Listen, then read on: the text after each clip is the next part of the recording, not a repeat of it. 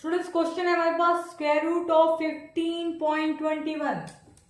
तो सबसे पहले हम इस प्रकार के एक टेबल बनाएंगे। यहाँ पे आप लिखेंगे 15.21। तो आप इसमें पेयर कैसे बनाएंगे? डेसिमल की राइट साइड में पेयर बनाएंगे और डेसिमल के लेफ्ट साइड में पेयर बनाएंगे। तो डेसिमल के राइट साइड में हमारे पास पेयर है 21 और डेसिमल के लेफ्ट साइड में हमारे पास है पेयर 15। मान लीजिए यहाँ पे कोई एक और संख्या होती तो आप 15 के बाद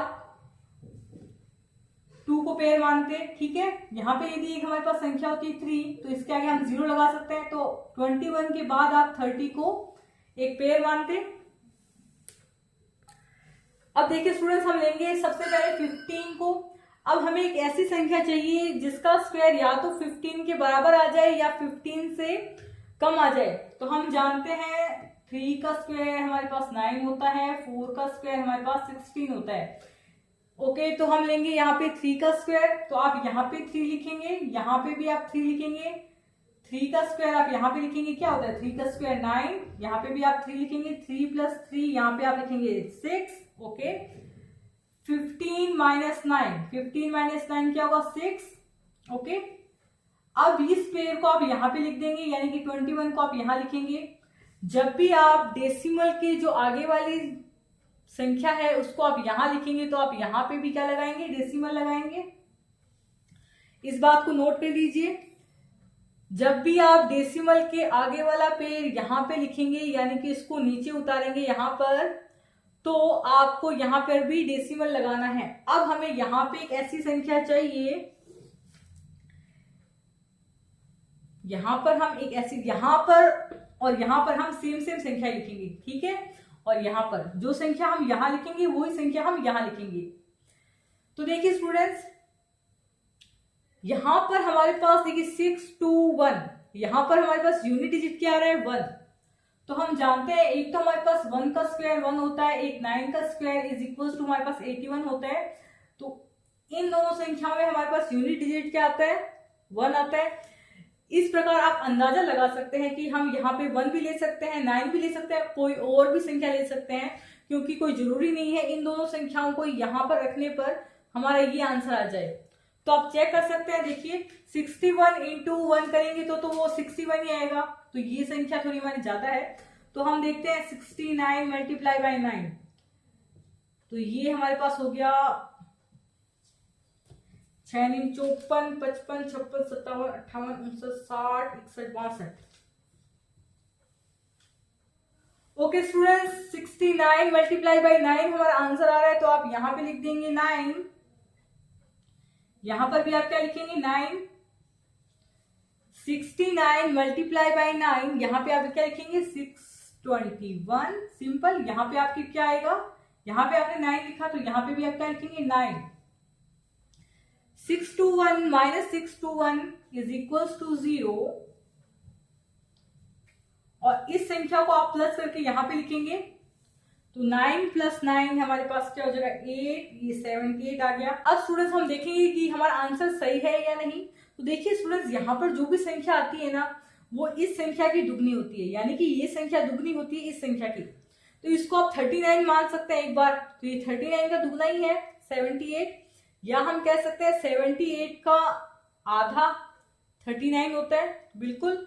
तो आपके पास में आएगा square root of 15.21 is equal to 3.9। ये आपका फाइनल आंसर है। ओके स्टूडेंट्स, नेक्स्ट क्वेश्चन है हमारे पास स्क्वायर रूट ऑफ 761.76। सबसे पहले हम क्या करेंगे, पेयर बनाएंगे। कैसे बनाएंगे बताओ? डेसिमल के राइट साइड में और डेसिमल के लेफ्ट साइड से पेयर बनाएंगे। तो ये हमारे पास हो गया डेसिमल के राइट साइड में 76 का एक पेयर, डेसिमल के लेफ्ट साइड में 61 का पेयर, और ये 7 अकेला है तो इसका भी पेयर। ओके, 7 को हम एक पेयर के रूप में गिन सकते हैं। ओके, अब वैसा ही सेम मेथड है। सबसे पहले आप क्या लेंगे 7, एक ऐसी संख्या लेंगे जिसका स्क्वायर या तो 7 के बराबर हो या 7 से कम हो तो चलेगा। तो हम जानते हैं 1 का स्क्वायर इज इक्वल टू 1, 2 का स्क्वायर इज इक्वल टू 4, 3 का स्क्वायर इज इक्वल टू 9, तो 3 का स्क्वायर इज इक्वल टू 9, तो ये हमारे पास 7 से ज्यादा हो जाएगा। तो हम यहाँ पे लेंगे 2 का स्क्वायर इज इक्वल टू 4, तो यहाँ पे आप क्या लिखेंगे 2, यहाँ पे आप क्या लिखेंगे 2 का स्क्वायर क्या होता है 4, यहाँ पे भी आप 2 लिखेंगे और यहाँ पे भी आप क्या लिखेंगे 2, क्योंकि हमें 2 + 2 को जोड़ के क्या लिखना है यहाँ पे। अब देखिए स्टूडेंट्स 7 - 4, यहाँ पे आप क्या करेंगे 7 - 4 क्या आया 3, 61 को उतार दीजिए यहाँ पे, 61 का जो पेयर है उसको डायरेक्ट आप यहाँ पे लिख देंगे, तो ये बन जाएगा आपके पास में 361। ओके, अब हमें यहाँ पे एक ऐसी संख्या चाहिए, वो सेम संख्या आप यहाँ पे लेंगे, यानी कि स्टूडेंट्स यदि आप यहाँ पे 41 ले रहे हैं तो यदि आप यहाँ पे 1 ले रहे हैं तो यहाँ पे भी आप 1 लेंगे, सिंपल। यानी कि आपको यहाँ पे एक ऐसी संख्या लेनी है जिसका मैं वापस वही संख्या से मल्टीप्लाई करूं तो हमारे पास क्या आ जाए, या तो 361 आ जाए या 361 से थोड़ा सा कम आ जाए, बिल्कुल। ओके, तो देखिए जैसे कि मैंने आपको पहले बताया था कि हम या तो 1 का स्क्वायर हमारे पास 1 होता है या 9 का स्क्वायर इज इक्वल टू हमारे पास क्या होता है 81। यहाँ पे यूनिट डिजिट हमारे पास 1 है, यहाँ पे भी हमारे पास यूनिट डिजिट 1 है, तो हम एक अंदाजा लगा सकते हैं कि या तो हम यहाँ पे 1 रखें या हम यहाँ पे 9 रखें, ठीक है। और यदि हमारे यहाँ पे 9 रखने पे थोड़ा संख्या ज्यादा आ रही है तो हम फिर वापस 48 × 48 कर सकते हैं, 47 × 47 कर सकते हैं। तो यहाँ पे आप जब 9 लेंगे तो ये संख्या थोड़ी ज्यादा आ जाएगी, तो आप यहाँ पे लेंगे 7, मैं डायरेक्ट बता रही हूँ, आप चेक कर सकते हैं। तो हम यहाँ पे लेंगे 47 × 7। ओके, तो कीजिए इसको सॉल्व। 47 × 7 क्या था देखिए, 47 × 7, 7 × 7 = 4, 7 × 28, 28 और 4 कितने होते हैं 32, 329 लिखिए यहाँ पे 329। यहाँ पे भी आप क्या लिखेंगे 7, क्योंकि हमें प्लस करके यहाँ इन दोनों को प्लस करके यहाँ पे लिखना है, और यहाँ पे भी आप क्या लिख दिया आपने 7, ठीक है।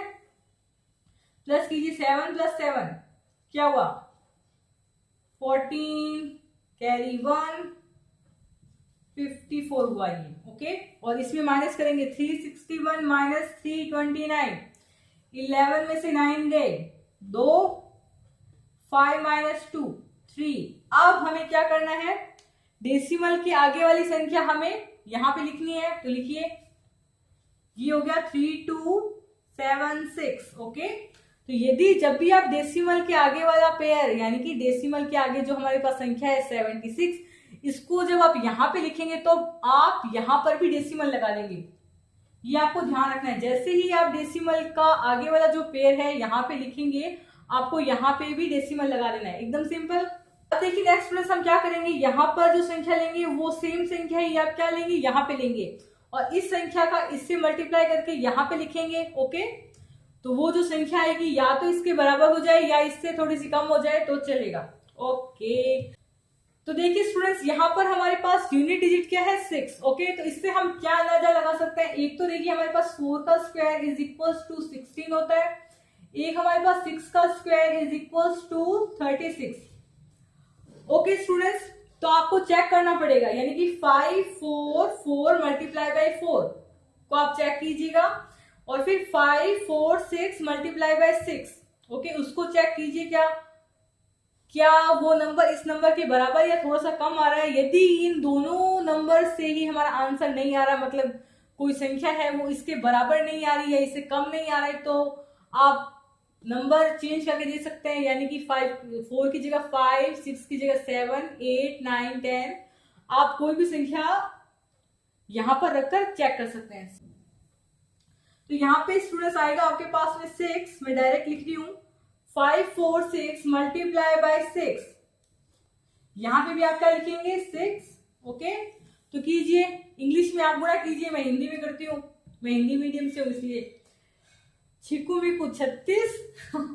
ओके, आंसर लगी 3, 6 × 24, 25, 26, 27, 27 का 7, आंसर लगी 2, 6 × 5 = 30, 30 × 2 = 32। ओके, गजब, हिंदी में टेबल याद करने का मजा ही अलग है। ओके, तो हमारा आंसर आ चुका है 3276। लिखिए यहाँ पे 3276। तो यहाँ पर आप क्या लिखेंगे स्टूडेंट्स, यहाँ पे भी आप 6 लिखेंगे। ओके, इसको भी प्लस करके आपको यहाँ पे लिखना है और इसको क्या करना है, माइनस करना है। एकदम सिंपल स्टेप है। तो ये आपका आ जाएगा 0 और ये हो जाएगा हमारे पास 6 + 6 12, 5 5 5 2। यहाँ पे देखिए स्टूडेंट्स, यहाँ पे जो भी संख्या होती है वो इस संख्या की दुगनी होती है। देखिए यहाँ पे यदि आप 276 माने इसको, तो 276 का दुगना यही होगा। देखिए 276 276, तो 6 6 12, 2 1 5 5 5 2। तो आप यहां से भी चेक कर सकते हैं कि यहाँ पे जो संख्या आएगी वो इस संख्या की दुगनी होगी या इस संख्या की आधी संख्या ये होगी। ओके, तो ये आपका आंसर आ चुका है। एक क्वेश्चन और करते हैं फिर फिनिश।